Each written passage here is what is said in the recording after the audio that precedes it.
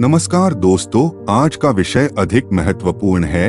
आज जानेंगे कि गुरु गोबिंद सिंह जी ने सिखाया अन्याय और अधर्म से लड़ने की सीख। दोस्तों, उठें तो किसके लिए उठें, लड़े तो किसके लिए लड़े। आज सब लड़ाइयों के उद्देश्य इतने कमजोर हो चुके हैं कि हवा का हल्का सा झोंका उन्हें धूल चटा देता है। और ऐसे में गुरु गोबिंद सिंह जी का संपूर्ण जीवन हमें हर तरह के अत्याचार और दमन के खिलाफ उठ खड़े होने की सच्ची प्रेरणा देता है। सभी चाहते हैं कि कहीं न कहीं उनका भी नाम इतिहास में दर्ज हो, लेकिन जो इतिहास पुरुष होते हैं वह कभी भी जमीन, धन संपदा, राजसत्ता प्राप्ति या यश प्राप्ति के लिए लड़ाइयां नहीं लड़ते। गुरु गोबिंद सिंह जी ऐसे ही इतिहास पुरुष थे जिनकी लड़ाई अन्याय, अधर्म, अत्याचार और दमन के खिलाफ ही होती थी। अब तो किसी भी तरह की लड़ाई में सबसे पहले नैतिकता ही ढेर की जाती है। ऐसे में अगर युद्ध में भी शुभता सीखनी हो तो गुरु गोबिंद सिंह जी के जीवन का अध्ययन जरूर करना चाहिए। ईश्वर से हम सभी हमेशा कुछ न कुछ मांगा करते हैं और अक्सर यह सब हमारे स्वार्थ से संचालित होता है। लेकिन मांगना क्या होता है, मांगा क्या जाता है, इसकी जो सीख गुरु गोबिंद सिंह जी ने दी वह आज भी मिसाल है। वे कहते थे, देहि शिवा वर मोहि इह, शुभ कर्मन्ते कभू न टरौं। गीता में कहा है कि कर्म करो, फल की चिंता मत करो, लेकिन गुरु गोबिंद सिंह जी ने कहा कि वर हो तो यही हो कि अच्छे कर्मों से हम कभी पीछे न हटें, परिणाम भले चाहे जो हो। उनके पास जाने वाला याचक या शरणागत मालामाल हो जाता था।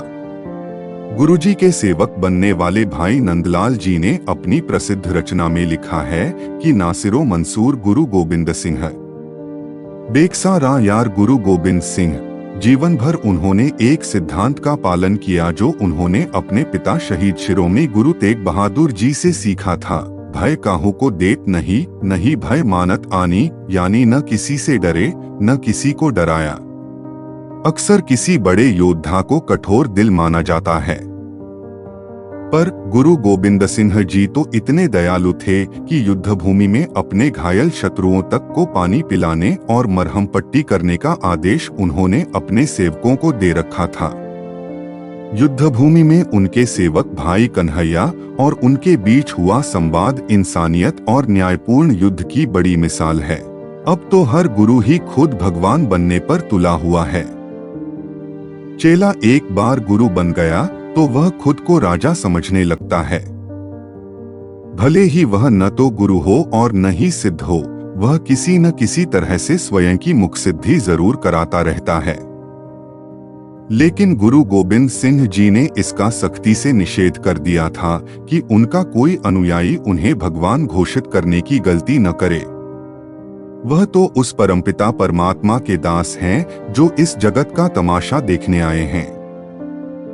खुद सर्वोच्च आध्यात्मिक अवस्था वाले गुरु गोबिंद सिंह जी ने आनंदपुर साहिब में सिख पंथ की शुरुआत करते हुए जब पंच प्यारों को अमृतपान कराकर उन्हें सिख बना दिया तो उस समय के गोविंद राय ने घुटनों के बल बैठकर उन पंच प्यारों से विनती की कि वे भी उन्हें अमृतपान कराकर दीक्षित करें और गोविंद राय से गोबिंद सिंह बना दें।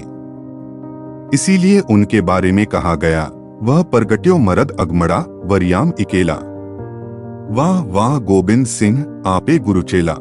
गुरु गोबिंद सिंह ने बहुत कम उम्र में ही तमाम भाषाएं जैसे संस्कृत, उर्दू, हिंदी, गुरुमुखी, ब्रज, पारसी आदि सीख ली थीं। इसके अलावा एक वीर योद्धा की तरह उन्होंने तमाम हथियारों को चलाने के साथ ही कई युद्धक कलाओं को भी सीख लिया था। और तो और खास तरह के युद्ध के लिए गुरु गोबिंद सिंह ने खास हथियारों पर भी महारत हासिल कर ली थी। उनके द्वारा इस्तेमाल किया गया नागिनी बर्छा आज भी नांदेड़ के हुजूर साहिब में मौजूद है। युद्ध के दौरान मुगलों द्वारा छोड़े गए पागल हाथियों को मारने के लिए ये एक कारगर हथियार था। गुरु गोबिंद सिंह जी एक जन्मजात योद्धा थे, लेकिन वो कभी भी अपनी सत्ता को बढ़ाने या किसी राज्य पर काबिज होने के लिए नहीं लड़े। उन्हें राजाओं के अन्याय और अत्याचार से घोर चिढ़ थी। आम जनता या वर्ग विशेष पर अत्याचार होते देख वो किसी से भी राजा से लोहा लेने को तैयार हो जाते थे। चाहे वो शासक मुगल हो या हिंदू। यही वजह रही कि गुरु गोबिंद सिंह जी ने औरंगजेब के अलावा गढ़वाल, नरेश और शिवालिक क्षेत्र के कई राजाओं के साथ तमाम युद्ध लड़े। गुरु गोबिंद सिंह जी की वीरता को यूं बयां करती हैं, ये पंक्तियां 1.25 लाख से एक लड़ाऊ चिड़ियों सो मैं बास तड़ू तबे गोबिंद सिंह नाम कहाऊं। गुरु गोबिंद सिंह युद्ध कला के साथ साथ लेखन कला के भी धनी थे। उन्होंने जप साहिब से लेकर तमाम ग्रंथों में गुरु की आराधना की बेहतरीन रचनाएं लिखी। संगीत की दृष्टि से ये सभी रचनाएं बहुत ही शानदार हैं।